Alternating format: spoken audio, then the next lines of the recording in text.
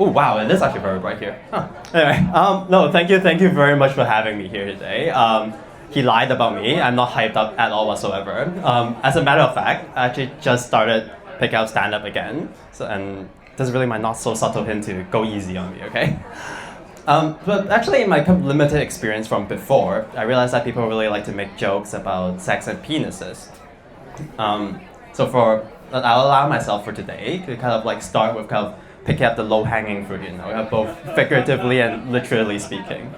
So for ladies in the audience and also the family men, I consider this to be fair warning. You need to like cover your ears, cover your eyes, head out for a bit, Unfortunately, I'll be making a bit more dick jokes today.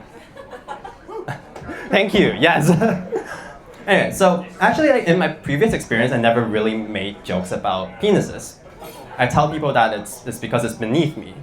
But I think, in truth, I'm actually traumatized by penises. Not by my own, clearly, because I have the biggest and best one there is. Like, why would I be traumatized by my own?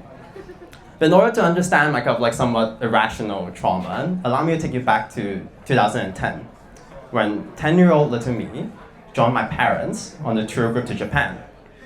And as is customary of these tour groups, you would go to a hot spring, or what they call onsen. You see, for me back then, I was raised in a boys' school. I was taught a very golden principle from a very young age, that you don't see, you don't talk about, and you don't touch another man's penis, because that would be gay. So naturally, I expected that going in, everyone would be wearing their swimsuits, right? Because that's the like composed and decent thing to do. But little did I know how wrong I was. So I got there, and it wasn't one of those like fancy and quiet hot springs. It was a very popular one with a lot of tourists. Those like when you have to go in, you have to push open those flaps that kind of just like slap back in your face for no reason. You have to avoid them, but the Japanese have used in place indoors, right? So I walk in, and then bam, dicks galore. Everyone just walking around butt naked, right? And in order to get to hot spring, you have to walk past everyone. You have to go inside, right? And here I'd like you to spare a thought for a 10-year-old me, because I was this tall. And this is what we in the professional industry would call dick height. So naturally, when I was walking into the hot spring, I had to be like this, and then dodge all the penises coming in. I was like Neo from the Matrix.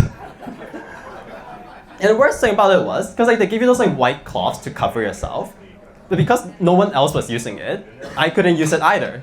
Because I have the biggest and best penis there is, why would I have anything to hide? But anyway, it was a terrible experience. I was thoroughly traumatized, never been back to Japan for 10 years since. Last year, I did go back, and I was thinking as a grown man, the best way to tackle my demons was to kind of confront them head on, right? So I went back to a hot spring. And now having been a lot older, and kind of socialized into society and the grown-up world for a couple of years now, I think I finally understood. You see, the Japanese hot spring is like a rite of passage into adulthood. Because the hot spring, not unlike stand-up comedy and the professional workplace, is A, there's a very thin line from a sexual harassment lawsuit, and B, the only way to kind of feel comfortable and excel in the environment is to go in and swing your dick around like it's the biggest and best there is. That's everything from me tonight. Thank you so much.